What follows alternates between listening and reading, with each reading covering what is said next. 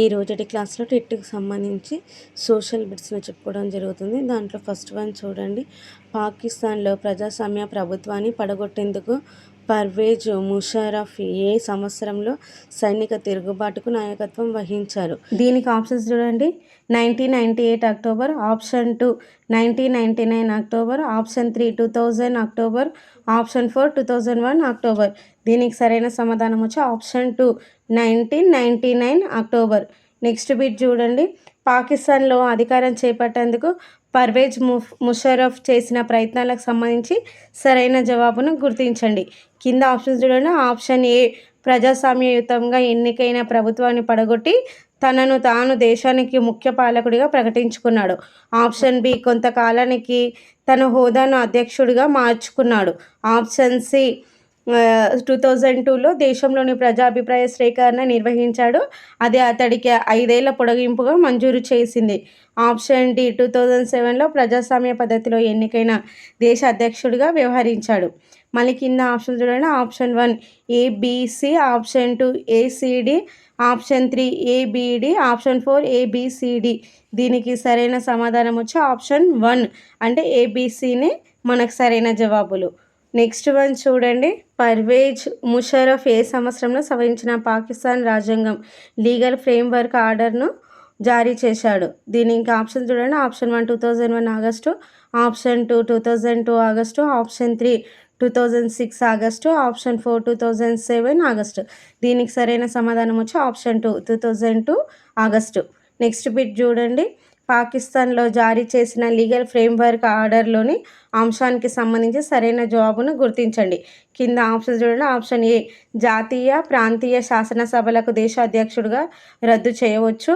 Option B పౌర మంత్రివర్గం పనిని సైనిక అధికారుల నియంత్రణలో ఉన్న జాతీయ భద్రతా మండలి పర్యవేక్షిస్తుంది. ఆప్షన్ సి న్యాయ వ్యవస్థకు పూర్తిగా స్వయం ప్రతిపదిని కల్పించాలి. మళ్ళీ కింద ఆప్షన్ చూడండి. Option 1 AC, option 2 AB, option 3 BC, option 4 ABC. దీనికి సరైన సమాధానం వచ్చి ఆప్షన్ 2 అంటే ఏబి మాత్రమే కరెక్ట్ ఆన్సర్ అన్నమాట. నెక్స్ట్ బిట్ చూడండి. క్వాంగ్వో రెన్మిన్ దబియావో దుహుమ్ అంటే నేషనల్ పీపుల్ కాంగ్రెస్ అని పిలిచే పార్లమెంటు ఏ దేశంలో ఉంది? కింద ఆప్షన్ చూడండి. ఆప్షన్ 1 జపాన్, ఆప్షన్ 2 ఉత్తర కొరియా, ఆప్షన్ 3 దక్షిణ కొరియా, ఆప్షన్ 4 చైనా. దీనికి సరైన సమాధానం వచ్చి ఆప్షన్ 4 చైనా. నెక్స్ట్ బిట్ చూడండి. ఏ దేశంలో ప్రభుత్వం ఎప్పుడు కమ్యూనిస్టు పార్టీ ద్వారానే ఏర్పడుతుంది? ఆప్షన్ చూడండి. Option 1 Colombia, option 2 China, option 3 Turkiye, option 4 Poland. దీనికి సరైన సమాధానం వచ్చి ఆప్షన్ 2 చైనా.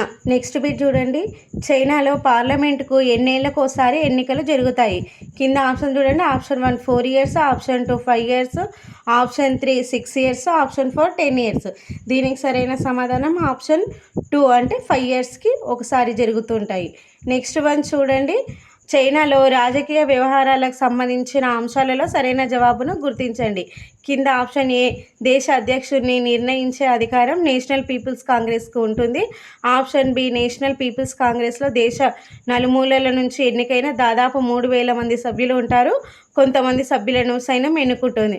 ఆప్షన్ సి ఎన్నికలలో పోటీ చేసే ముందు అభ్యర్థికి చైనా కమ్యూనిస్టు పార్టీ ఆమోదం ఉండాలి. కింద ఆప్షన్ చూడండి. Option 1 AB, option 2 AC, option 3 BC, option 4 ABC. దీనికి సరైన సమాధానం వచ్చి ఆప్షన్ 4 అంటే ఏబిసి మనకు సరైన సమాధానాలు అవుతాయి. నెక్స్ట్ వన్ చూడండి.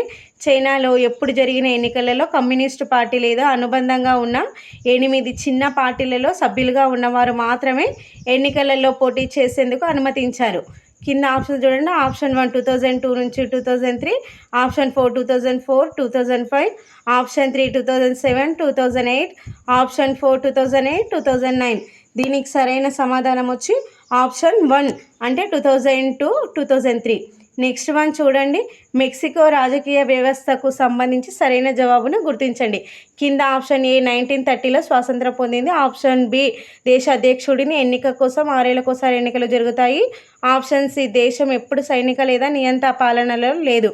మళ్ళీ కింద ఆప్షన్ చూడండి. AC, option 2 AB, option C BC, option 4 ABC. దీనికి సరైన సమాధానం వచ్చి ఆప్షన్ 4 అంటే ఏబిసి కూడా మనకు సరైన సమాధానాలే. నెక్స్ట్ వన్ చూడండి. మెక్సికోలో ఏ రాజకీయ పార్టీ స్వాతంత్రం పొందినప్పటి నుంచి 2000 వరకు ప్రతి ఎన్నికలలోనూ గెలుపొందింది? కింద ఆప్షన్ చూడండి. Option 1 institutional revolutionary party, option 2 communist revolution party, option 3 Mexican revolutionary party, option 4 revolutionary freedom party. దీనికి సరైన సమాధానం వచ్చి option 1 institutional revolutionary party. Next bit చూడండి. మెక్సికోలో అధికార రాజకీయ పార్టీ ప్రతి ఎన్నికలలోనూ గెలిచేందుకు ఎలాంటి చౌకబారు జిమ్మినాలకు అనుమతిస్తూ వచ్చింది? కింద ఆప్షన్ ఏ ప్రభుత్వ కార్యాలయాలలో పనిచేస్తున్న వారంతా పార్టీ సమావేశాలకు హాజరు కావాల్సింది. ఆప్షన్ బి ప్రభుత్వ పాఠశాలల ఉపాధ్యాయులు అధికార పార్టీకి ఓట్లు వేయాలని విద్యార్థుల తల్లిదండ్రులను బలవంతంగా చేసేవారు.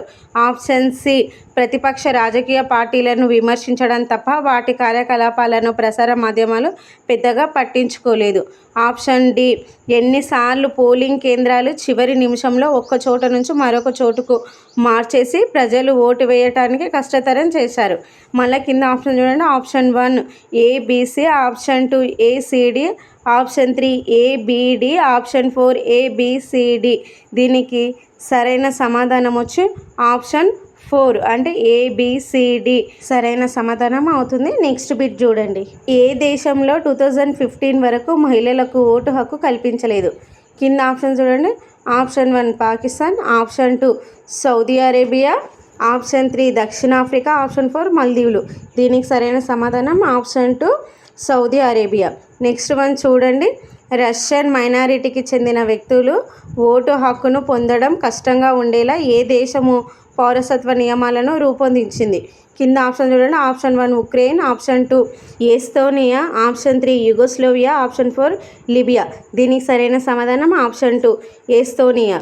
నెక్స్ట్ బిట్ చూడండి. ప్రజాస్వామ్యం లక్ష్యాన్ని గుర్తించండి. కింద ఆప్షన్ చూడండి. ఆప్షన్ ఏ ప్రజాస్వామ్యంలో తుది నిర్ణయం తీసుకునే అధికారం ప్రజలకు ఎన్నుకున్న వారికే ఉండాలి. ఆప్షన్ బి స్వేచ్ఛాయుత నిష్పక్షపాతమైన ఎన్నికలు జరగాలి. ఆప్షన్ సి ప్రజాస్వామ్యం రాజకీయ సమానత్వం అనే ప్రాథమిక సూత్రంపై ఆధారపడి ఉండాలి. ఆప్షన్ డి ప్రతి వయోజన పౌరుడికి ఒక ఓటు ఉండాలి, ప్రతి ఓటుకు ఒకే విలువ ఉండాలి. కింద ఆప్షన్ చూడండి. Option 1 ABD, option 2 ACD, option 3 ABC, option 4 ABCD. దీనికి సరైన సమాధానం వచ్చి ఆప్షన్ 4 ఏబిసిడి. నెక్స్ట్ బిట్ చూడండి. ఆల్ బాత్ రాజకీయ పార్టీ ఏ దేశంలో ఏకపక్ష ధోరణులను అవలంబిస్తుంది? కింద ఆప్షన్ చూడండి. Option 1 Syria, option 2 Libya, option 3 Fiji, option 4 Somalia. దీనికి సరైన సమాధానం ఆప్షన్ 1 సిరియా. నెక్స్ట్ వన్ చూడండి. శ్వేతజాతి మైనారిటీ పాలన నుంచి జింబాబ్వే ఏ సంవత్సరంలో స్వాతంత్రం పొందింది? కింద ఆప్షన్ చూడండి. Option 1 1978, option 2 1979, option 3 1980, option 4 1988. దీనికి సరైన సమాధానం ఆప్షన్ 3 1980. నెక్స్ట్ బిట్ చూడండి. జింబాబ్వే స్వాతంత్రం పోరాటానికి ఏ రాజకీయ పార్టీ నాయకత్వం వహించింది? కింద ఆప్షన్ చూడండి. జెడ్ఏఎన్యు పిఎఫ్, ఆప్షన్ 2 జెడ్ఏఎన్యు ఆర్పి, ఆప్షన్ 3 జెడ్ఏఎన్యు జిఎఫ్, ఆప్షన్ 4 జెడ్ఏఎన్యు టిఆర్. దీనికి సరైన సమాధానం వచ్చి ఆప్షన్ 1 అంటే జెడ్ఎన్యు పిఎఫ్ అనేది మనకు సరైన సమాధానం. నెక్స్ట్ బిట్ చూడండి. స్వాతంత్రం పొందినప్పటి నుంచి జింబాబ్వేను సుదీర్ఘంగా ఎవరు పాలించారు? కింద ఆప్షన్ చూడండి. ఆప్షన్ 1 జినాల్డ్ Ronaldo, option 2 Robert Mugabe, option 3 అలెగ్జా రువాండో, ఆప్షన్ 4 ముడోరా అరబ్. దీనికి సరైన సమాధానం ఆప్షన్ 2 అంటే రాబర్ట్ ముగాబే. నెక్స్ట్ బిట్ చూడండి.